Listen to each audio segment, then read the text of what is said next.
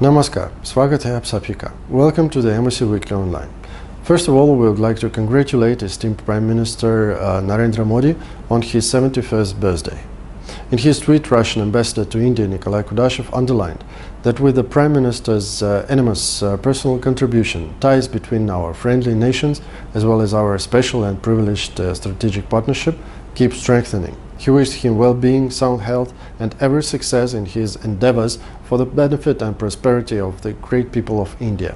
We are happy to join our ambassador's congratulations. On September 17th, Russian President Vladimir Putin took part in the summit of the SCO heads of state held under the presidency of Tajikistan. In his opening remarks, Vladimir Putin congratulated Prime Minister of India Narendra Modi on his birthday. He wished him good health and every kind of success. SCO is rightfully one of the most powerful, influential centers for multipolar international cooperation. It contributes significantly in ensuring Eurasian security, its sustainable economic growth and support to international peace and stability overall. At the moment, our organizations are faced with the task of conducting a common and aligned based on the risk-oriented involving the situation in Afghanistan.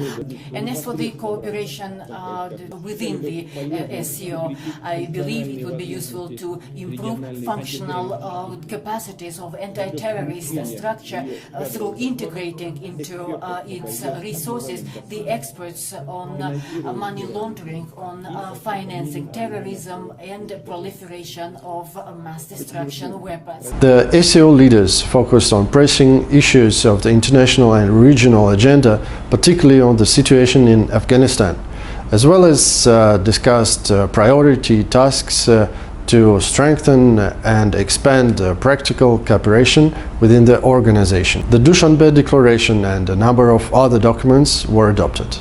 On September 17, the SCO heads of state also had joint meeting with the CSTO member states. In his address, Vladimir Putin appreciated support of the proposal to hold the meeting in such a new format.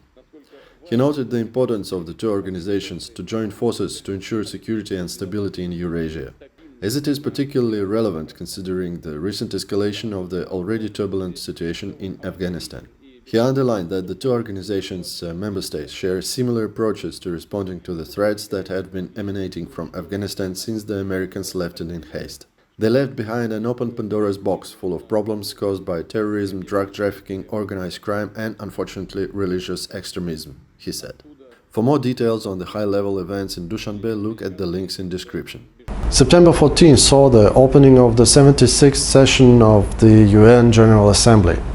The Russian delegation at the session is led by Foreign Minister Sergei Lavrov, who will address the UNGA on September 25. During this session of the General Assembly, Russia will be traditionally guided by the need to strengthen the central and coordinating role of the United Nations in world affairs. For more than 75 years now, this global organization has carried the spirit of multilateralism, and our common task today is to assist the consolidation of its authority and the enhancement of the practical results of its activities. More details on the Russian stance at the UN General Assembly you may find at the link below. We are proceeding from the assumption that no artificially created formats in the spirit of a rules-based world order can be a worthy replacement for the unique potential of the United Nations and the fundamental international legal norms enshrined in its charter. The joint strategic exercise Zapad 2021 conducted on September 10 to 16.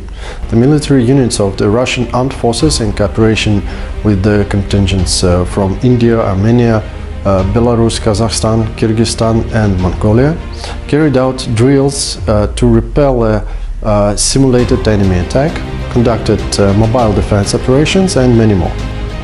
Overall, the Zapad 2021 involved 200,000 military personnel, 15 ships, more than 80 planes and helicopters, 290 tanks, multiple launched rocket systems and motors.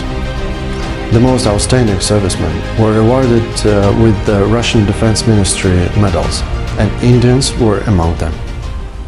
On September 13, the Russian embassy hosted a solemn ceremony of presenting the Indian members of the Volunteers of Victory, an international team of volunteers for the 75th anniversary of the victory in the Great Patriotic War, with the awards for their invaluable contribution to mark the occasion. Russian Deputy Chief of Mission Mr. Roman Babushkin conveyed to Dr. Ravinder Singh, coordinator of the Indian branch of the Volunteers of Victory, the letter of appreciation by His Excellency Mr. Anton Vaino, Chief of Staff of the Russian Presidential Executive Office, head of the Organizing Committee on celebration of the 75th anniversary of the victory in the Great Patriotic War, as well as a commemorative medal. On October 13-15, St. Petersburg will host the 3rd Eurasian Women's Forum. The event is regularly held since 2015, and it is a major international platform bringing together women leaders from every continent to discuss the role of women in the modern world and develop shared solutions to global problems. In this regard, we highly appreciate active participation of India, whose delegates will also be present. The topic of the forum is Women, a global mission in a new reality. Boosting international cooperation to enhance the role of women in order to meet the goals of sustainable development, forming a women's agenda and new approaches to addressing modern challenges. These are the main objectives for participants and organizers of the event. That would be all for today. Thank you for watching us. Stay tuned to our website and social media, and see you online.